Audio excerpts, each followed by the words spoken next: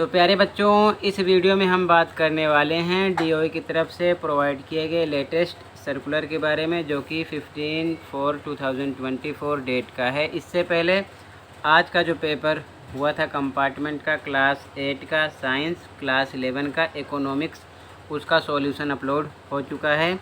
Channel पर visit करके आप अपने स्कोर चेक कर सकते हो, तो कर लेना, ठीक है। तो स्टार्ट करते हैं। इस सर्कुलर के बारे में आपको डिस्कस कर रहे हैं। यहाँ पर सब्जेक्ट में मेंशन किया गया है कि वेक्टर जनित रोगों जैसे डेंगू, चिकनगुनिया और मलेरिया की रोकथाम और नियंत्रण के लिए, ठीक है।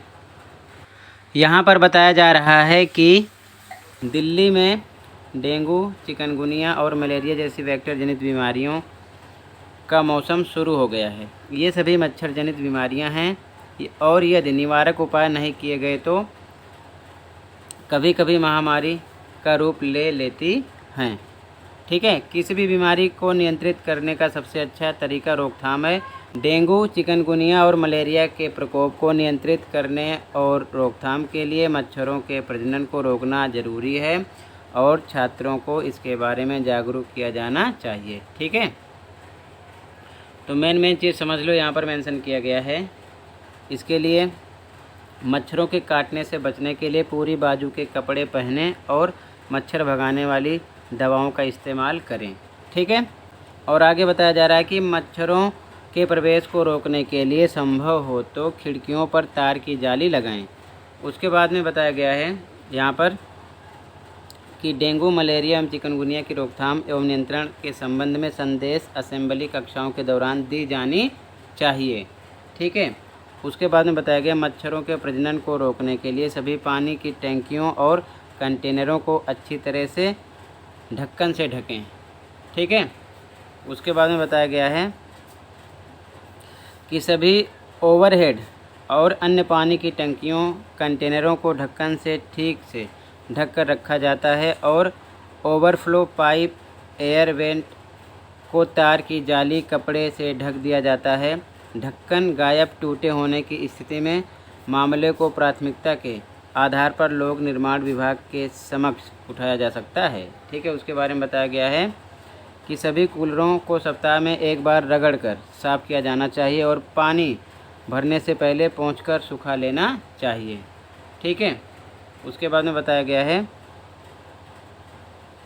जिन कूलरों को खाली नहीं किया जा सकता उनमें 1 चम्मच पेट्रोल या डीजल डालें, ठीक है। उसके बाद में बताया गया है सभी अप्रयुक्त कंटेनरों, कबाड़ सामग्री, टायर, नारियल के गोले आदि का उचित निपटान किया जाना चाहिए, ठीक है। आगे बताया गया है मच्छरों के प्रजनन को रोकने के लिए सप्ताह या हफ्ते फूलदान, पौधों के गमलों, पक्षियों के गमलों में पानी बदलें।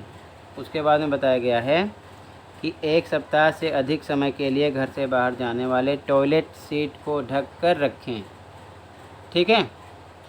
तो यहाँ पर कुल मिला के आपको क्या बताया गया है, बचने के तरीके बताए गए हैं। बाकी आप लिखा समझ सकते हो, ठीक है। तो ये इन्फॉर्मेशन आपको देनी है।